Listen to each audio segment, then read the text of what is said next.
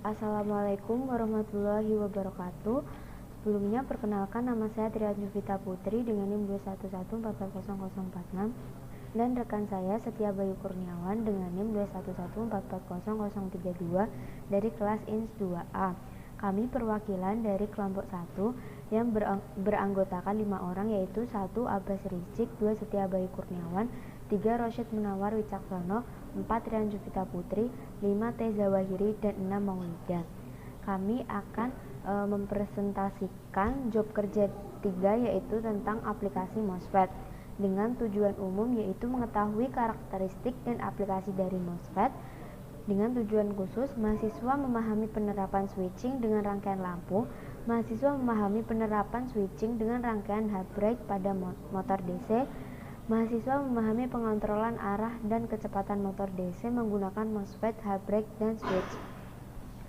MOSFET atau metal oxide semiconductor feed effect transistor merupakan salah satu jenis transistor yang memiliki impedansi masukan gate sangat tinggi, hampir tak berhingga, sehingga dengan menggunakan MOSFET sebagai saklar elektronik memungkinkan untuk menghubungkannya dengan semua jenis gerbang logika.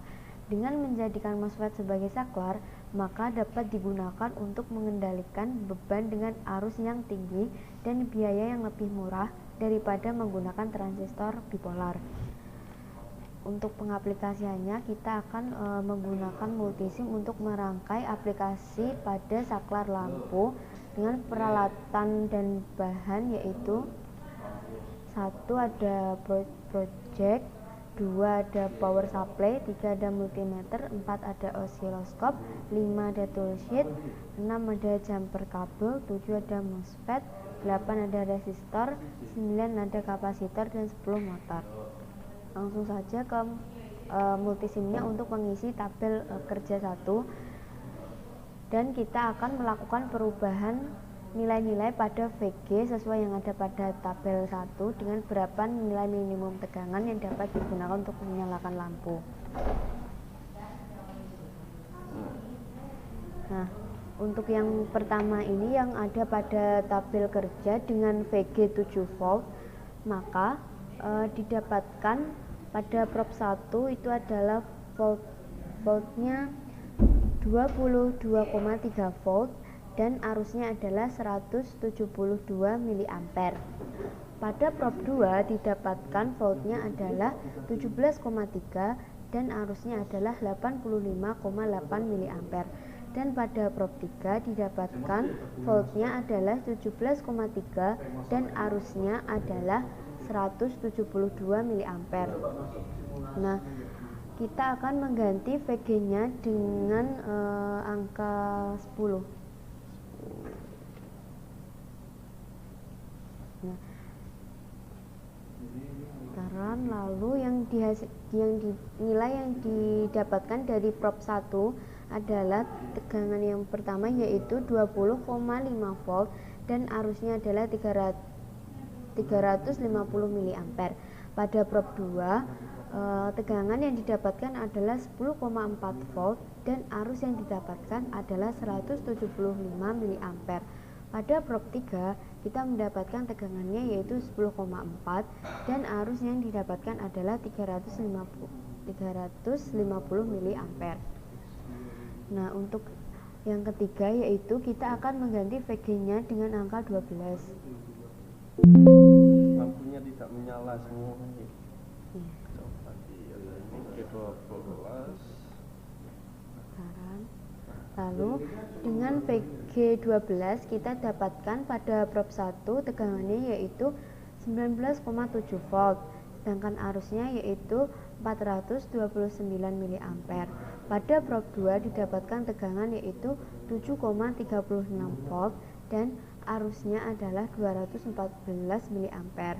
Pada prop yang ketiga didapatkan tegangannya yaitu 7,36 volt dan arusnya adalah 429 mA. Dan lampunya menyala.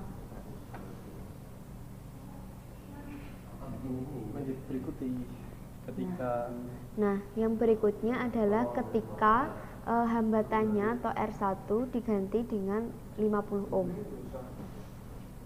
50 ohm ini biarin 12 saya ya. Nah, pada hambatan 50 ohm dengan VG12 didapatkan prob 1 adalah sebesar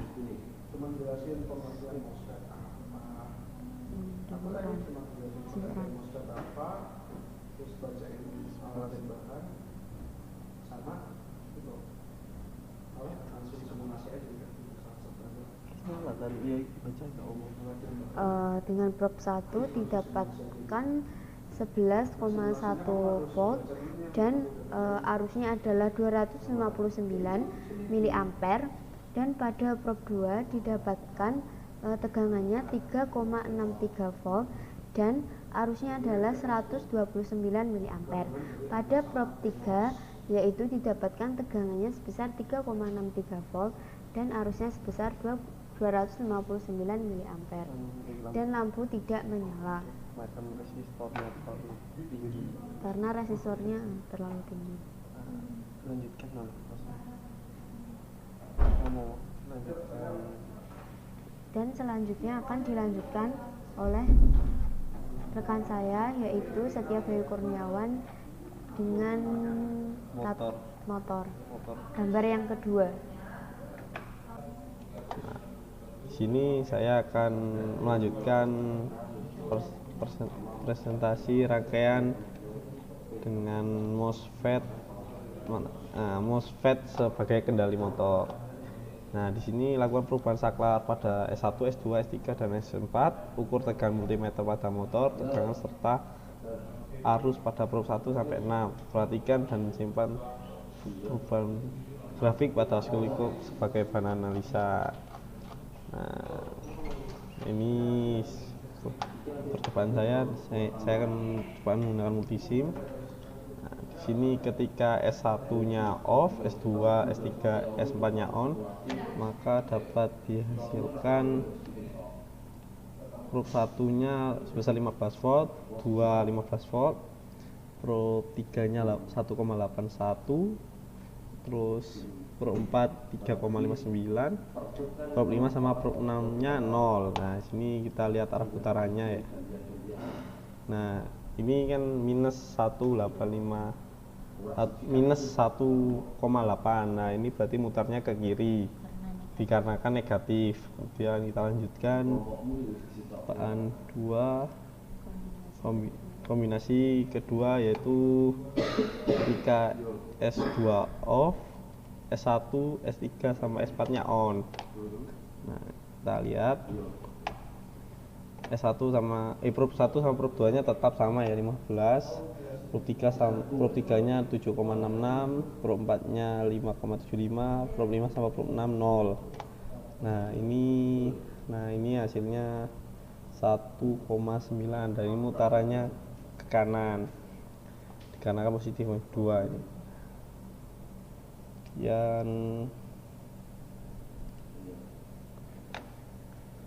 Kemudian S3-nya off. Kita coba. Ini belum S3-nya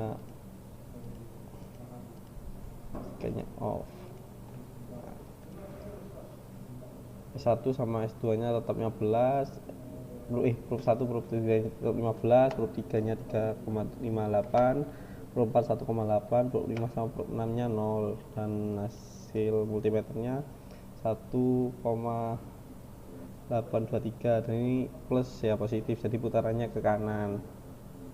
Kemudian lanjut ketika S4-nya off. Nah, ketika S4-nya off, prob 1 prob 2 tetap 15, prob 3-nya 5,75, prob 4-nya 7,66, prob 5 sama prob 6-nya 0. Terus ini hasilnya minus 0,94, jadi minus berarti putarannya ke kiri. Kemudian ketika S1 sama S4-nya off, kita coba. Prob 1 sama prob 2-nya tetap 15, prob 3-nya 5,16, prob 4 6,18, prob 5,6 tetap 0 dan hasil multimeternya minus 3,0 Itu berarti minus, berarti putarannya ke kiri. Setelah itu lanjut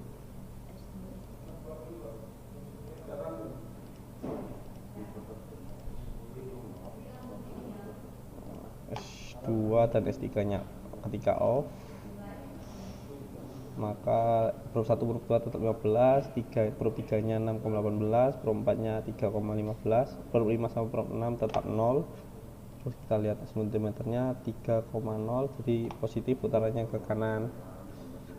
Kemudian lanjut ketika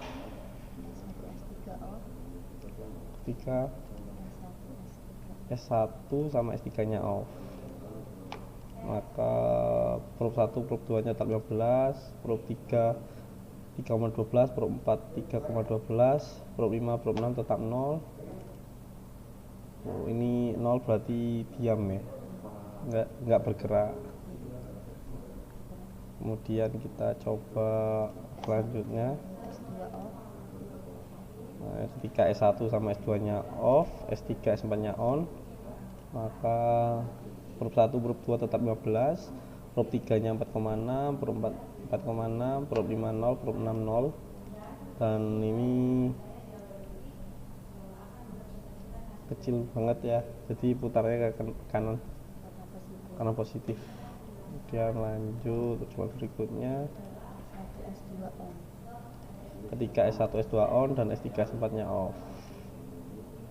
Nah, ini prob 1 prob 2 tetap 15, prob 3 sama 4 4,6, prob 5 prob 6 nya 0, dan putarannya ke kiri ya, minus soalnya. Terus kita lanjut ke evaluasi pertanyaan. Nah, di sini saya akan menjawab evaluasi atau pertanyaan, mengapa nilai minimum dari VG dapat menyalakan lampu. Nah, dari percobaan yang tadi, nilai VG 12 ketika R1 nya 10 ohm, maka lampu baru bisa menyala. Jika R1 nya melebihi dari 10 ohm, maka lampu tidak dapat menyala. Kemudian nomor 2, apakah yang terjadi jika nilai R1 dirubah menjadi 50 ohm. Nah, akibat tekanan dirubah dari 10 ohm ke 50 ohm dengan VG 12, garis lampu menyala, maka tekanan 10 ohm sedangkan kondisi lampunya mati. Pada prob 1, 2, 3, jika resistor 10 ohm dirubah ke 50 ohm, maka tegangan dan arus akan menurun dibandingkan sebelumnya. Nah, ini ketika percobaan tadi seperti ini hasilnya. Kemudian ini yang kombinasi dari dua saklar pada kendali motor ketika on off saklarnya. Ini ketika 1 S4 off, ini jika negatif ke kiri, jika positif ke kanan. Nah, kemudian untuk analisa dan kesimpulan dilanjutkan oleh teman saya.